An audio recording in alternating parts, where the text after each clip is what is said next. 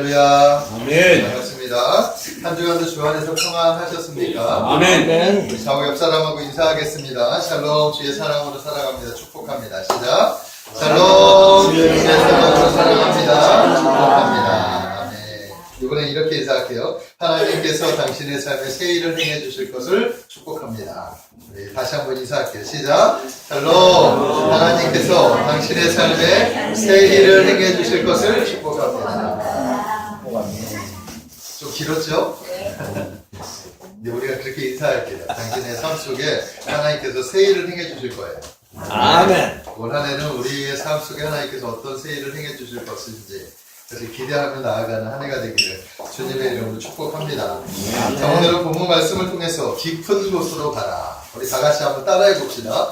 깊은 곳으로 가라. 시작. 깊은 곳으로 가라. 깊은 곳으로 가라 라고 하는 제목으로 말씀을 전하겠습니다. 오늘도 말씀 가운데 성령의 풍성한 은혜가 우리 성도님들 10년 가운데 충만하게 임하시기를 주님의 이름으로 축복합니다. 자, 미국의 캘리포니아라고 하는 지역은 예로부터 금이 많이 매장되어 있는 곳으로 아주 유명합니다. 지금으로부터 한 200년 정도 전이었는데 이 1840년경에 이 지역에 금광맥이 발견됐다라고 하는 소문이 퍼져버렸어요. 그래서 전국 각지에서 많은 사람들이 이 금을 캐기 위해서 몰려들었어요. 그리고 진짜로 10년 후에 1849년에 그 지역에서 진짜 많은 금이 쏟아져 나왔다. 네, 역사가 바로 그것을 얘기하고 있어요. 이때를 가리켜 황금의 해다라고 미국은 이야기를 하고 있습니다. 자, 이때 아놀드 케인이라고 하는 청년이 모든 재산을 투자해서 이 캘리포니아에 금강을 사서 금을 캐기 시작을 한 거예요. 그 소문을 듣고 그래 나도 한번 도전해 보겠다 해가지고 자신의 전 재산을 팔아가지고 땅을 하나, 금강을 하나 사가지고 금을 캐기 시작을 하는 거예요. 자, 그런데 몇 년을 캐고 캐도 금이 나오지 않는 거예요. 계속 캐고 캐는데 금이 나오지 않아요. 그러니까 케인이 금방 지쳐버리게 됩니다. 그러더니 그 금강을 내가 괜히 났어. 빨리 지금이라도 헐값에 팔아버리고 다른 일을 해야 되겠다 해가지고 그 금강을 헐값에 팔아버렸어요. 자, 그런데 그 금강을 산 사람이 그 금강을 사고 난 다음에 그 자리에서 계속 판 거예요. 한 1m 정도를 더 깊이 파버리니까 1m 정도 깊이 팠더니 그곳에서 헤아릴 수 없는 많은 금맥을 발견하게 됩니다. 그냥 하루아침에 떼부자가 돼버린 거예요. 이 소식을 누가 들었겠습니까? 케인이 딱 들었어요. 충격을 받았죠. 정신이 하나도 없습니다. 어지러워요. 와, 내가 1m만 더 팠으면 내가 저 금이 내 거였는데. 너무나 아쉬운 거죠. 네? 자책과 후회와 그리고 또 분노와 우울함과 그냥 견디지 못할 지경으로 날마다 술을 의지하면서 살아가게 되었다라는 것입니다. 자, 그러나 케인은 그때의 실패를 경험으로 삼아서 큰 소중한 교훈을 하나 가지게 되는데 그가 나중에 어떤 교훈을 가졌느냐, 내가 최후까지 끝까지 최선을 다해야 목표에 달성할 수 있구나. 고생했을 때 끝까지 최선을 다하면 목표에 달성할 수 있구나 하는 그런 교훈을 갖게 됐다라는 거예요. 그 후 케인이 어떻게 됐느냐, 다시 용기를 냈어요. 그리고 나서 밑바닥부터 다시 시작을 하는데 한 보험회사에 들어가서 영업사원으로 시작을 하게 됩니다. 그리고 열심히 보험상품을 팔기 위해서 뛰어다녔습니다.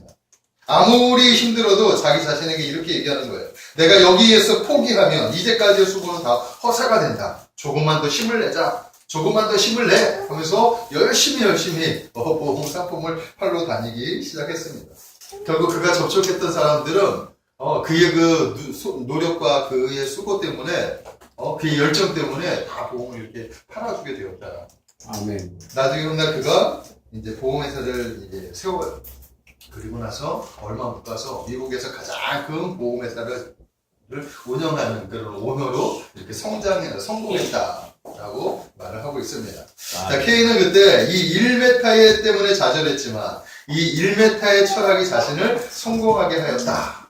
아멘. 고백을 했다라는 것입니다. 자, 우리가 하고 있는 모든 분야에는 우리는 이 1m의 교훈을 가져야 할 줄로 믿습니다. 아멘. 아멘. 우리는 모든 일을 할 때 깊은 곳으로 가야 돼. 아멘.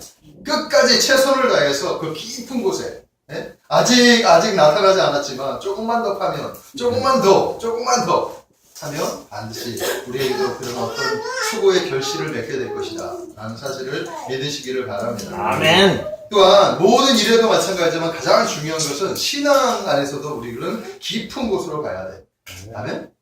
많은 사람들이 신앙생활 하지만 주변에서 머물러 있는 거예요. 예수님을 만나지 못하고 예수님의 진리를 깨닫지 못하고 그 주변에서만 깊이 있게 맴도는데 그래서는 안 됩니다. 우리 신앙도 깊은 곳으로 가야 돼. 그래야 다 본질을 발견할 수 있습니다. 아멘? 그 본질을 발견해야 말씀의 깊이를 깨달을 수 있고 은혜의 깊은 곳으로 우리가 갈 수 있다라는 사실을 믿으시기 바랍니다. 그래야 우리가 기도도 깊어지고 은혜도 깊은 은혜도 경험할 수 있고 믿음도 깊어질 수 있고 하나님의 말씀도 깨달아져서 하나님의 말씀을 순종하고 충성하는 그런 주의 제자로 살아갈 수 있게 되는 거예요. 아멘. 자, 전문가와 아마추어의 차이가 뭔지 아십니까? 바로 깊이에 있어요. 깊이에 있어요. 전문가와 아마추어는 어떤 분야에 있을 때 전문가는 깊이 있게 한 분야를 깊이 있게 헤아릴 수 있는 안목이 있는 거예요. 하지만 아마추어는 어떤가요? 알기는 아는데 깊이까지는 알아요. 그냥 알아요. 모든 사람들이 아는 보편적인 알아요. 그 중에서 조금 뛰어난 사람은 조금 뛰어날 수 있지만 전문가하고는 깊이 차이가 있다는 것을 우리가 알아야 됩니다. 자, 예술가도 깊이 있는 어떤 오묘한 그 깊이를 알아야 예술의 세계, 경지에 오를 수 있고 스포츠도 마찬가지, 사업도, 신앙도 마찬가지. 우리가 깊이가 있어야 할 줄로 믿습니다. 아멘. 그래야 전문가가 될 수 있습니다. 지금을 가르쳐 전문가가 되라고 하잖아요. 네? 신앙에도 전문가가 되시기를 주님의 이름으로 축복합니다. 아멘. 자, 오늘 본문의 말씀은 예수님의 공생의 사역의 초반 이야기를 담고 있습니다. 예수님의 사역이 얼마 되지 않았지만 이미 예수님은 많은 사람들의 관심의 대상이 되었어요. 예수님은 딱 등장하자마자 놀라운 일들을 많이 행하셨기 때문에 병든 자들도 많이 고치고 하나님의 말씀을 전하는데 이 말씀에 얼마나 권위가 있는지 사람들이 깜짝깜짝 놀라는 일들을 예수님이 했습니다. 그래서 예수님이 모이는 그 현장마다 여러 가지 이유로 사람들이 모여들었어요. 오늘도 바로 예수님이 있는 그곳에 많은 사람들이 모여들었는데 이유는 다 각기 달라요. 어떤 사람은 병이 있어서 치료받기 위해서 예수님에게 찾아온 사람도 있고 또 어떤 사람은 예수님의 말씀을 듣기 위해서 찾아온 사람들도 있어요. 또 어떤 사람들은 그냥 예수님이 어떤 사람인가 무엇 때문에 사람들이 이렇게 예수님을 찾아다니는가 그 호기심 때문에 찾아가는 사람들도 있었다라는 것입니다. 자, 그날도 예수님에게 많은 무리가 찾아왔는데 예수님께서 갈릴리 호숫가에 서서 시몬 베드로의 배에 올라서 많은 무리들에게 무엇을 말씀하고 있느냐? 하나님의 나라 비밀을 알려주고 있었다라는 것입니다.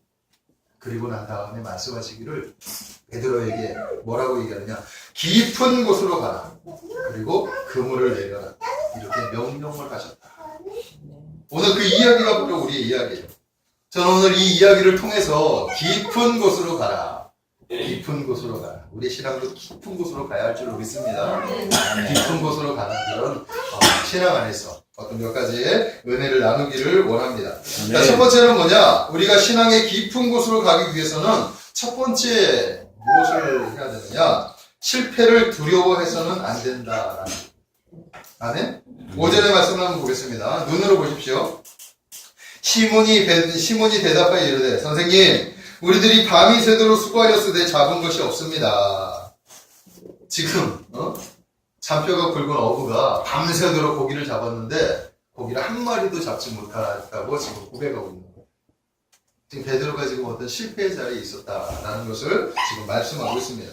자, 우리가 살아가는 인생 속에서는 많은 실패를 경험하게 됩니다. 이 세상에 실패하지 않은 사람은 한 사람도 없다는 것을 우리가 알아야 돼요. 아멘? 지금까지 여러분의 인생 속에 실패 한번 경험해보지 않았습니까? 많은 실패를 딛고 지금 여기까지 와 있다라는 거예요. 아멘. 다만 우리는 실패한 후에 어떤 자세를 갖느냐 이것이 매우 중요하다라는 거예요. 속대 옛말에 이런 얘기가 있어요. 실패는 성공의 어머니다. 아멘? 아멘. 성공을 하기 위해서는 많은 실패를 딛고 일어나야 성공을 할 수 있다는 거죠. 실패를 통해서도 배울 수 있고 끝까지 견디다 보면 성공할 수 있다. 뭐 이런 이야기가 되는 거예요. 자, 미국의 가장 위대한 대통령은 아브라함 링컨이에요. 많은 사람들이 아브라함 링컨을 존경합니다. 저도 존경하고 아마도 여러분들도 많이 존경할 거라고 저는 믿습니다. 이 아브라함의 링컨의 전기를 보면 온갖 실패를 얼룩진 삶을 살았다고 자신이 고백을 하고 있습니다. 아브라함 링컨이 대통령이 되기까지 얼마나 많은 실패를 했느냐. 그가 사업도 도전했는데 사업에도 실패를 했다라고 고백을 해요. 주 의회 의원, 아주 낮은 의원에 출마를 했지만 처음부터 당선된 것이 아니라 거기에서도 낙선의 경험을 합니다. 그리고 난 다음에 다시 할 일이 없으니까 사업에 또 도전했다가 또 실패를 해요. 그리고 나서 또 하원의회 의장에 또 도전했다가 낙선을 하고 국회의원에 낙선을 하고 간신히 국회의원이 당선되었지만 또 낙선이 되고 계속해서 이렇게 낙선되는 거예요. 상원의원에 도전했다가 낙선되고 부통령에 도전했다가 낙선되고 계속해서 낙선되는 경험을 하게 되는 거예요. 자, 그러나 드디어 이런 실패들을 다 극복하고 링컨이 1860년대에 대통령에 출마해가지고 당선이 돼요. 라고 이렇게 고백을 합니다. 미국의 위대한 대통령이었던 이 링컨의 삶은 수없이 많은 실패로 얼룩진 삶을 살았다라고 이렇게 고백을 하고 있었다라는 것입니다. 자, 그러나 그것은 실패였지. 링컨이 실패자라고 말하는 것이 아니라라는 것을 우리가 알아야 되는 거예요. 자, 링컨은 수많은 실패를 겪었지만 그는 성공자였습니다.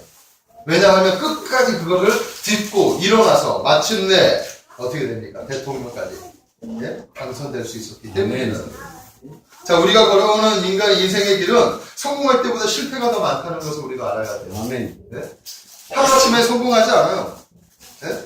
하루아침에 성공한 사람들은 한번 실패하면 그 사람들은 무너지고 나면 그 다음에 다시 올라오지 못해요. 하지만 실패한 사람들이 차곡차곡 실패했다가 성공하면 그 성공이 오래 유지될 수가 있다는 것을 우리가 알아야 되는 것입니다. 아멘. 자, 그러나 우리가 실패할 때마다 두려워하고 좌절한다면 어떻게 되겠습니까?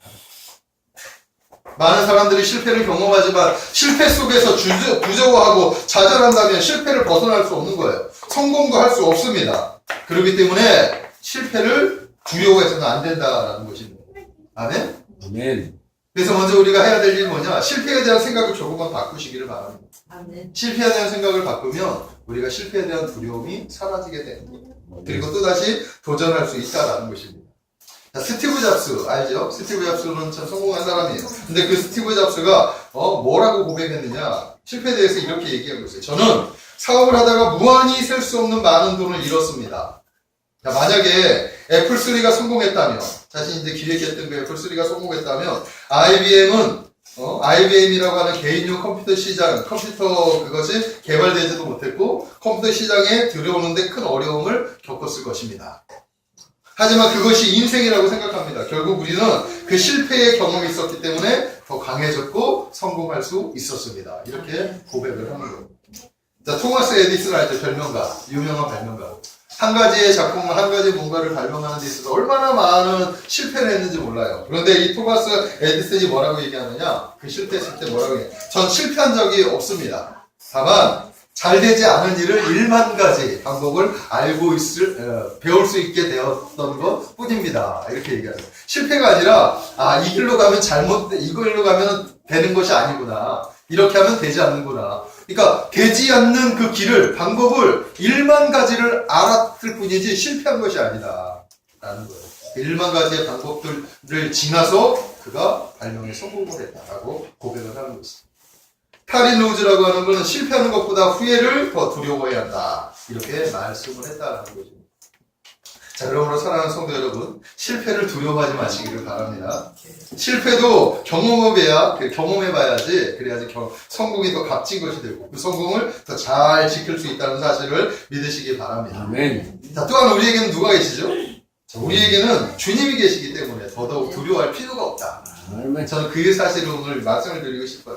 자, 오늘 베드로에게 주님이 오셨습니다. 이제 실패의 자리에 지금 실패하고 있는 이 베드로에게 주님이 오셨어요. 그가 밤새도록 고기 한 마리도 잡지 못했지만 예수님께서 함께 하시자 그가 엄청난 고기를 잡을 수 있었다라는 거예요. 아멘. 아멘? 오늘 한번 6절의 말씀을 한번 보겠습니다. 우리 다 같이 6절의 말씀을 한번 눈으로 보십시오. 말씀에 의지하여 내가 그물을 내리리이다 하고 그렇게 하니 고기를 잡은 것이 심이 많아 그물이 찢어지는지라.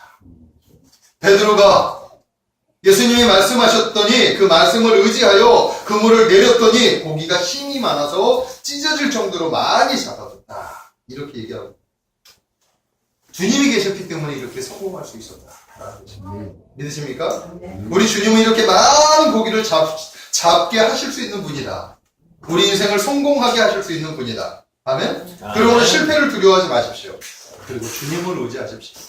우리가 주님을 의지하면 주님은 반드시 우리를 또 새로운 성공의 자리로 인도해 주실 거라고 저는 믿습니다. 아멘. 두 번째는 뭐냐 하면, 두 번째는 신앙으로 성공하기 위해서, 깊은 곳으로 가기 위해서는 세상과 거리를 두어야 합니다. 세상과 거리를 두어야 해요. 3절의 말씀을 한번 보겠습니다. 3절의 말씀 눈으로 보십시오. 예수께서 한 배에 오르시니 그 배는 시몬의 배라. 육지에서 조금 떼기를 청하시고. 지금 시몬의 배에 예수님이 올라오셨는데 베드로에게 뭐라고 얘기하느냐? 육지에서 배를 조금 떼기를 이렇게 요청을 했다라는 거예요. 자, 왜 그랬느냐? 지금 예수님의 목적은 이 배에 올라 사람들에게 말씀을 전하기를 원했던 거예요. 자, 우리가 1대1로 얘기할 때는 가까우면서 얘기하는 게 좋죠. 자, 그런데 많은 사람들이 모인 자리에서 뭔가를 메시지를 전하려고 할 때는 적당한 거리가 있어야 돼요. 그래야지 소리의 파장이, 그리고 바닷가에서는 그 바람 때문에 소리가 저 멀리 퍼질 수가 있는 거죠. 그래서 예수님께서는 지금 베드로의 배를 이용해서 지금 약간의 거리를 띄워라. 그래야 저기 모인 많은 사람들에게 골고루 다 메시지가 전해질 수 있다. 그 사실 때문에 이렇게 베드로에게 그렇게 요청을 했다라는 것입니다. 그리고 육지에서 떨어져야 더 깊은 곳으로 사실 갈 수 있기 때문에 베드로에게 그렇게 말씀을 하고 있는 거예요. 자, 큰 물고기는 어디에 있습니까? 깊은 곳에 가야 있어요. 그죠? 물고기는 깊은 곳으로 가야 된다라는 거예요. 아멘? 우리의 신앙도 마찬가지입니다. 우리의 영적인 것도 깊은 곳으로 가야 그래야지 은혜를 경험할 수 있어요. 아멘. 아멘? 예수님의 깊은 말씀의 깊은 곳으로 가야 우리가 은혜를 경험할 수 있는 거예요. 예수님의 그 깊은 곳으로 우리가 안내되어져야 예수님의 친밀함 속에서, 예수님의 은밀한 곳 안에서 우리가 은혜를 경험할 수 있게 되는 거예요. 믿으십니까? 아멘. 자, 그러나 우리가 세속적인 것에 너무나 매여 있으면 그 은혜를 경험하지 못해요. 그래서 깊은 곳으로 가기 위해서는 그 세속적인 것들을 다 끊어 거리를 좀 두어야 한다는 것입니다. 깊은 신앙으로 나아가기 위해서는 인정, 사정, 어떤 형편 이런 것들에 매여서는 안 돼요. 세상의 정욕과 쾌락과 욕망에도 매여서는 안 된다라는 것이고, 오히려 이런 모든 줄을 끊어버려야 우리가 깊은 곳으로 갈 수 있다는 것을 믿으시기 바랍니다. 거기에 보면 에베소 교회가 처음에는 아주 잘 가다가 세속의 줄을 끊지 못해서 첫사랑을 잃어버렸다라고 기록하고 있습니다. 네? 사도 바울과 같이 사역을 했던 데마는 세상을 너무 사랑해서 하나님을 떠나버렸다 라고 이렇게 성경은 말씀하고 있습니다. 현대의 한국교회를 진단하는데 4가지 위기다라고 하는 이야기가 있어요. 첫 번째는 영성의 위기, 두 번째는 도덕성의 위기, 세 번째는 리더십의 위기, 네 번째는 공동체성의 위기. 지금 한국교회가 엄청나게 부흥하고 성장을 했는데 오히려 깊은 내면에 들어가 보니 영성이 위기래요. 네? 교회는 영성 가지고 먹고 살아야 하는데 영성이 위기라는 거예요. 영성이 없다는 거죠, 한마디로. 또 도덕성이 위기래요. 네? 우리가 주님을 닮아야 하고, 그리고 세상의 빛과 소금의 역할을 감당하기 위해서는 삶을 통하여서 드러내야 되는데, 그것은 결국 도덕성이고 윤리관이잖아요. 근데 그 도덕성이 위기래요. 리더십의 위기래요. 영적인 리더십이 지금 무너져버리고 있어요. 공동체성이 위기래요. 전부 다 개교의 중심 하는데, 네? 오히려 그것이 공동체를 제대로 이루지 못하고 있다. 이 모든 것의 원인이 무엇이냐? 교회의 세속화 때문이다. 아멘? 교회가 세속화되었죠. 그래서 이 기본적인 이 본질들을 다 잃어버리고 있다라고 지금 이야기를 하는 것입니다. 많은 교회들의 목표가 뭔지 아세요? 대형교회, 대형교회. 많은 목사님들의 사고 중에 이런 사고를 가지고 계세요. 대형교회를 해야 자신이 성공했다라고 생각을 한다라는 것입니다. 저 그것이 잘못되었다라고 말합니다. 대형교회가 주는 유익들이 있죠. 우리에게 대형교회들이 주는 유익들이 있어요. 대형교회 가면 일단은 그 건물이나, 그죠? 예배 분위기, 그런 어떤 그런 압도하는 그런 예배 분위기, 세션들, 뭐, 다양한 이런 시스템들이 갖춰진 곳들이 딱 얼마나 좋아, 얼마나 풍요해. 주는 것도 있죠. 다양한 세미나나 교육들을 할 수 있죠. 사람들이 많이 모이기 때문에 다양한 프로그램을 만들어서 진행할 수 있어요. 또한 교회가 대형화되니까 기능적인 시스템을 갖출 수 있어요. 조직적인 기관들을 갖출 수 있어요. 체계와 질서를 세울 수 있단 말입니다. 예? 그리고 더 독려해가지고 전도할 수 있어요. 전도하면 사람들이 작은 교회 오기보다 좀 큰 교회를 선호하기 때문에 예? 그런 부분에 있어서는 전도의 열매들도 많이 얻을 수 있다라는 것입니다. 자, 그러나 더 깊이 들어가 보면 겉과 속이 완전히 달라요. 교회 성경주의의 결과 얻어진 산물이 뭐냐? 대형 예배당, 건물이라는 게 건물. 네? 우리 교회는 바로 사람이에요, 사람. 네? 우리가 바로 교회예요, 교회. 그래서 교회를 가리켜서 그리스도의 몸이라고 해요. 그 몸은 지체, 즉 우리 한 사람 한 사람, 네? 사람을 가리켜서 교회라고 하는데 대형 교회가 추구하는 결과가 사람에게 투자하는 것이 아니라 건물에만 투자하게 되었다라는 그 결과가 어떻게 됐습니까? 그 건물을 누리기는 하지만 안에 깊이 들어가 보면 빛이 투성이지. 자기가 생각하는 그 규모보다 본 교회보다 더 큰 예배당을 짓기 위해서 은행에 대출을 받아 많은 빛을 감당하면서 겉을 화려하게 꾸며놓는. 그리고 나서 강대상에서 설교하기를 성도들에게 계속해서 헌금 강요를 해가지고, 왜? 빛이 많으니까 이걸 유지하기 위해서, 감당하기 위해서 계속해서 헌금 강요를 하는 거예요. 그러니까 그 결과 많은 성도들이 그동안 헌신하고 헌신해서 교회가 이렇게 아름다워졌는데, 근데 계속해서 더 많은 헌금을 갖다 바쳐야 그래야지 교회를 유지할 수 있는 상황이 만들어져 버려요.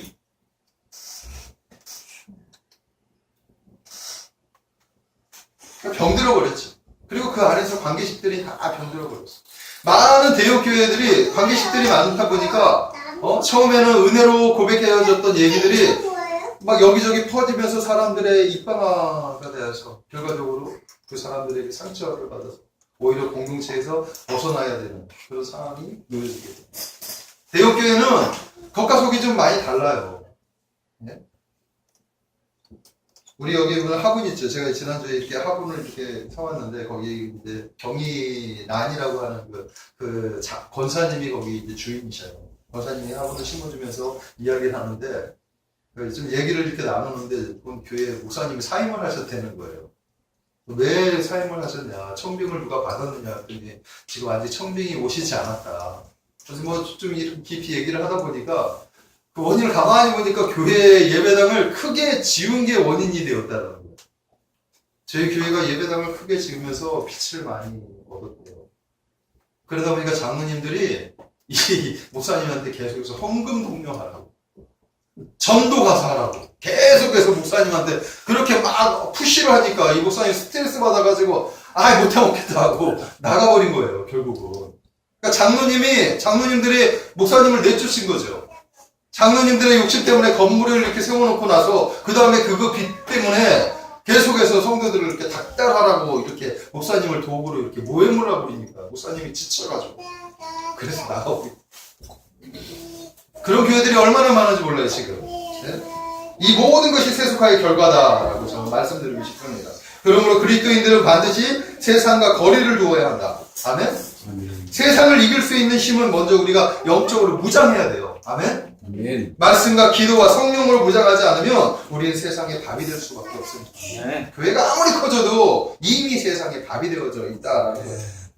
네? 또한 우리가 사업을 한다고, 또한 생활구에 어쩔 수 없이 양보되는 그 세상의 어떤 다양한 것들 있죠. 이런 것들을 포기하지 않으면 우리가 성공할 수 없어요. 성공하시기를 주님의 이름으로 부탁을 드립니다. 네. 자, 그러므로 반드시 주의 제자들은 먼저 세상과 거리를 두어야 합니다. 아멘. 세상과 거리를 두어야 한다는 것은 완전히 끊으라는 얘기가 아니에요. 우리가 사는 세상은 세상이잖아요. 이 세상 속에서 우리가 어떻게 살아가야 되느냐. 구별된 하나님의 백성답게 살아가야 돼요. 그래서 오히려 세상을 정복하고 세상을 이겨야 할 사명이 우리에게 있는 거예요. 아멘. 깊은 곳으로 가지 않는 것이죠. 아멘? 아멘. 그 얘기를 하고 있습니다. 자, 세 번째는 뭐냐 하면 신앙의 깊은 곳에 그물을 내려라. 예수 그리스도 안에 뿌리를 뿌리를 깊이 내리시기를 주님의 이름으로 축복합니다. 4절의 말씀 보겠습니다. 4절의 말씀 보니까 말씀을 마치시고 시몬에게 이르시되 깊은 데로 가서 고기를 잡으라. 주님께서 말씀하신 거예요. 주님께서 말씀을 사역을 다 하시고 난 다음에 특별히 시몬에게 말씀하는데 뭐라고 얘기하느냐? 시몬아, 깊은 곳으로 가라. 그리고 그물을 내려라. 그리하면 고기를 많이 잡을 수 있을 것이다. 아멘. 우리가 신앙의 깊은 곳에 가서 그물을 내려야 돼. 그물을 내린다는 게 뭐 다양한 이유가 있겠지. 자기의 삶의 도구를 깊은 곳에 가서 내리라 라는 것일 수도 있고, 깊은 곳에 내리라는 것은 뿌리를 깊이 내려라, 뭐 이런 얘기도 할 수 있을 것 같고, 여러 가지 해석을 할 수 있을 것 같습니다. 자, 축복의 원리는 바로 깊은 곳에 있다는 사실을 믿으시기 바랍니다. 아멘. 고기는 깊은 곳에 가야 많이 잡을 수 있는 거예요. 깊은 곳에는 큰 고기가 많아요. 깊은 곳에 가야 고기들이 많다는 거예요. 자, 그러나 깊은 곳에 가기 위해서는 약간 위험도 감수할 수 있어야 돼요. 아멘? 아멘. 자, 우리가 신앙으로 깊은 곳에 가기 위해서는 고난도 있어요. 찾아와요. 핍박도 와요. 여러 가지 어려움들을 만날 수 있습니다. 그런 것들을 다 감내할 수 있어야 되는 거예요. 그래야 우리가 주님의 깊은 자리로 나아갈 수 있게 된다라는 것입니다. 아멘? 로마서 5장 3, 4절의 말씀에 보니까 우리가 환난 중에도 즐거워하나니 이는 환난은 인내를, 인내는 연단을, 연단은 소망을 이루는 줄 아느니라.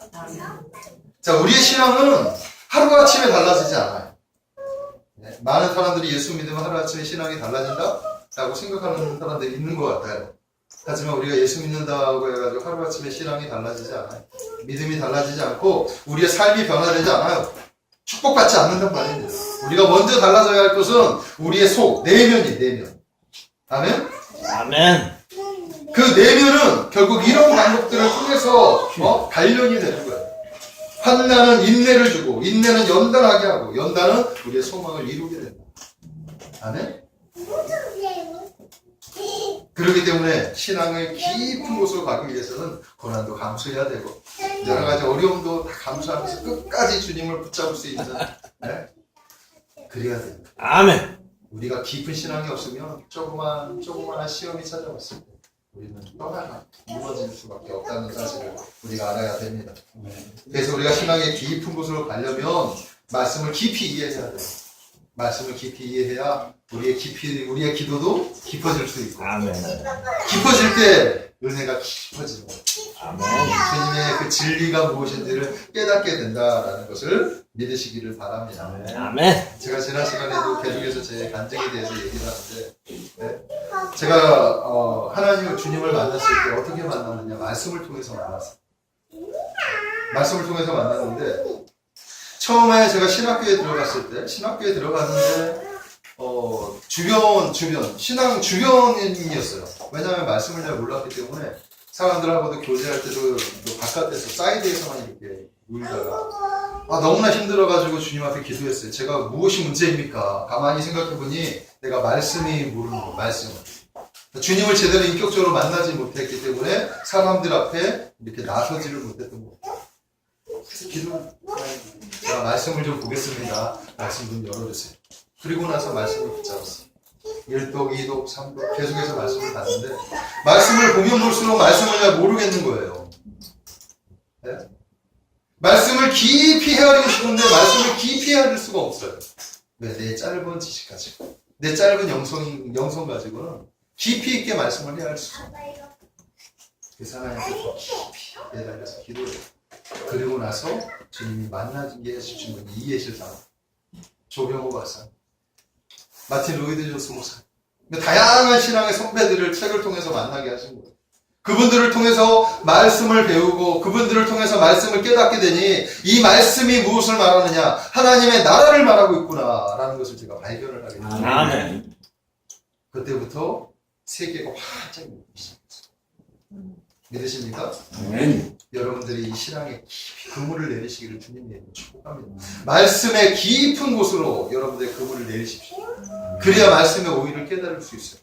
그것을 깨달아야 여러분들의 비전이 제대로 된 비전이 될 수 있고, 여러분들이 살아가야 할 이유가 제대로 발견될 수 있다라고 저는 말씀을 드릴 수 있습니다. 아멘. 오늘 베드로가 그 말씀에 순종했더니 그물이 찢어질 정도로 고기를 많이 잡을 수 있게 되었다.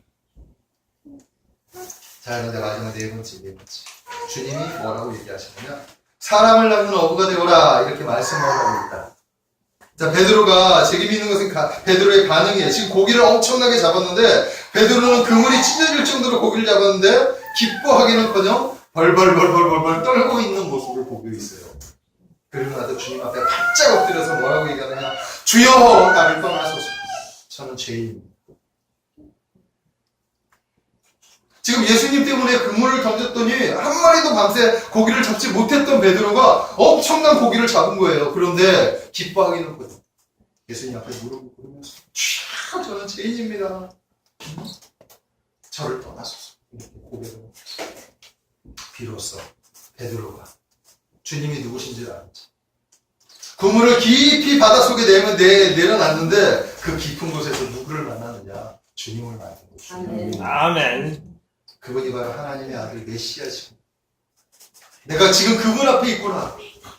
나는 죄인입니다. 주여, 내가 어떻게 주부님 앞에 지금 설 수 있습니까? 발벌 떨 수밖에 없죠. 여러분, 그때 주님이 뭐라고 얘기하는지 아십니까? 우리 한번 말씀을 한번 볼까요? 오늘 10절의 말씀 뒷부분에 보면 이렇게 얘기하고 있어요. 무서워하지 말라. 이제부터는 네가 사람을 취하라. 아멘. 마가복음 1장 17절에는 이 말씀을 이렇게 얘기해요. 나를 따라오라. 내가 너희를 사람을 낳는 어부가 되게 하리라. 아멘. 아멘. 사람을 낳는 어부가 되게 하리라. 깊은 곳으로 가는 최종 목적지가 어디냐? 사람을 낳는 거, 사람. 아멘. 그리스도의 제자의 최종 목적은 사람을 낳는 거예요. 즉 하나님의 사람들을 찾는 것이다 라는 것입니다. 그러므로 우리의 삶의 이유를 거기에서 찾아야 돼요. 모든 초점은 하나님의 나라, 그 나라에 거할 하나님의 자녀들을 찾는 일에 우리가 헌신할 수 있어야 된다 아멘. 라는 거예요. 그러므로 이제 우리는 복음을 가지고 세상을 향하여 나아갈 줄 알아야 합니다. 세상에서 사람들을 낚아야 돼요. 성경은 한 영혼을 천하보다 귀하게 여긴다라고 이야기했어요. 우리 모두는 천하보다 귀한 존재들이에요. 믿으십니까? 그러나 이 귀한 존재들이 멸망을 향하여 달려가고 있어요. 우리의 사랑하는 자녀들, 우리 사랑하는 부모님, 사랑하는 형제들이, 사랑하는 친구들이, 사랑하는 그 사람들이 지금 죽어가고 있는 거예요. 근데 우리는 가만히 있어요. 그래서는 안 되겠다라는 것입니다. 믿으십니까? 그 일을 위해서 여러분들을 지금 주님이 부르시고 계시는 거예요. 아멘. 지금 그 일을 위해서 베드로를 찾아가셔서 베드로를 부르고 계시는 거예요. 그러면서 말씀하시기를 무려하고 말라. 이제부터는 네가 사람을 취할 것이다. 지금 이 물고기, 많은 물고기 잡았지. 이렇게 많은 사람들을 네가 취할 것이다. 사람을 낳는 어부가 될 것이다. 그러나 여러분들은 사람을 낳는 어부가 되시기를 주님의 이름으로 축복합니다. 아멘. 자, 2차 세계대전 당시 독일군이 점령한 폴란드의 어느 마을에서의 일입니다. 당시 시류에 맞춘 자신의 성공을 추구하는 기회주의자가 있었어요. 그는 전쟁을 성공의 기회로 삼았어요. 군수품을 만들어서 군의 납품에 큰 돈을 벌 수 있다고 생각을 했어요. 그래서 유태인이 경영하는 그릇 공장을 인수했습니다. 그런 공장을 인수하기 위해서 나치 당원이 되었고, 그리고 또한 독일군에게 뇌물을 바치는 등 온갖 방법을 다 동원하여서 실력자들과 이렇게 관계식을 맺기 시작을 했습니다. 그 결과 많은 돈을 벌 수 있게 되었어요. 그리고 크게 성공할 수 있게 되었어요. 자, 그러나 이렇게 냉혹한 기회주의자였던 그가 유태인이었던 스턴이라고 하는 그 회계사를 기수로 맞아. 그리고 그와 친구를 맺으면서 냉혹한 유태인들을 학살하고 있는 그 양심의 소리에 귀를 기울이게 됩니다. 그리고 난 다음에 유태인들이 짐승처럼 학살당하는 그런 장면들을 보게 되면서 충격을 받게 됩니다. 그리고 나서 그가 마침내 어떤 결정을 하느냐. 강제 수용소로 끌려가는 그 죽음을 맞게 될 그 유태인들을 내가 구해야 돼. 아멘. 그동안은 자신을 살기 위해서 불을 취했다면 그 불을 가지고 지금 사람을 살리기 위해서 지금 자신이 결정을 하고 있는 거예요. 그는 독일군 장군들에게 자신의 공장에서 이 필요한 일꾼들이 있다라고 해가지고 명분을 만들어요. 그리고 나서 그 사람들을 한 사람 한 사람 이렇게 숫자를 내면서 빼냅니다. 그래가지고 그 장교들에게 온갖 방법을 다 동원해서 뇌물을 주면서 한 사람 한 사람 리스트를 작성합니다. 그 리스트가 어떤 리스트냐? 바로 쉰들러 리스트라고 이야기합니다. 우리가 다 한 번쯤은 영화제로 봤죠? 이게 바로 유태인의 생명책이라는 거예요. 이 작성된 기록, 그러니까 쉰들러 리스트에 기록된 사람들의 이름은 살아날 수 있고 그 외의 사람들은 전부 다 유태인들의 가스 뭐 이런 데 다 죽음을 맞고 그가 살린 사람이 자그마치 몇 명이냐면 1100명입니다. 이 이야기를 하고 있습니다. 저는 이 영화를 잊지 못할 장면이 있어요. 마지막 장면인데 훗날 전쟁이 다 끝나고 나서 살아난 유태인들이 전부 다 가정을 이루고 아주 다 이렇게 그리고 나서 그들이 다 모여가지고 이 오스카 신들러가 이제 완전 노년이 됐지 할아버지가 됐는데 그를 찾아가서 금반지를 만들어주면서 탈무드에 격언을 넣어서 이렇게 감사하는 장면이 나옵니다. 그때 신들러가 그들을 보면서 그 금반지를 보면서 오열을 해요. 뭐라고 오열하냐? 더 살릴 수 있었는데, 더 살릴 수 있었는데, 내가 이 차를 팔았으면 10명을 살릴 수 있었고, 내가 이 금반지를 이걸 팔을 수 있었으면 2명, 최소한 1명을 살릴 수 있었는데, 난 그렇게 하지 못했다. 하면서 오열을 하는 거예요. 1100명을 살렸는데, 더 살릴 수 있었는데 내가 더 살리지 못한 거에 대해서 한으로 그들에게 통곡을 하고 오열을 하는 거예요. 그 장면이 이제 인상 깊은 장면이에요. 자, 훗날 우리가 주님 앞에 섰을 때 신들러와 같이 후회해서는 안 되겠다라고 저는 생각을 하게 됩니다. 그러니까 자신의 사랑하는 사람들이 예수님 밖에서 죽음을 볼 때 우리가 동일한 후회를 할 수도 있게 된다는 거. 그러므로 지금 우리는 전해야 됩니다. 아멘? 바로 지금 여러분들이 전하시기 바랍니다. 가르쳐야 돼요. 투자해야 돼요. 여러분들이 가지고 있는 모든 것을 동원해서 주님의 제자, 주님의 자녀들을 찾아서 그들에게 복음을 전해야 된다. 2019년도는 여러분들 그 일에 좀 투자를 해보시기를 주님의 이름으로. 아멘. 그래서 우리 참 행복한 교회도 또 이 빈자리도 채우고, 네? 그래서 2040의 비전도 우리가 같이 품으며 나아갈 수 있는 그런 한 해가 되기를 주님의 이름으로 축복합니다. 아멘. 자, 말씀을 정리하겠습니다. 오늘 우리 주님은 베드로를 부르면서 이렇게 말씀하셨어요. 깊은 곳으로 가라. 깊은 곳에 가서 그물을 내려라. 아멘. 우리의 신앙도 깊은 곳으로 가야 될 줄로 믿습니다. 아멘. 그래서 4가지를 말씀드렸어요. 첫 번째, 실패를 두려워하지 마라. 아멘. 두 번째, 세상과 거리를 둬야 한다. 신앙의 깊은 곳에 가서 그물을 쫙 내려라. 뿌리를 내려라. 마지막 4번째, 우리의 사명은 사람을 낳는 어부가 됩니다. 아멘. 이 4가지를 가슴에 품으시고 한 주간 믿음으로 승리해 나가시기를 주님의 이름으로 축복합니다. 아멘. 기도하겠습니다. 사랑의 하나님, 우리를 불러주셨습니다. 우리에게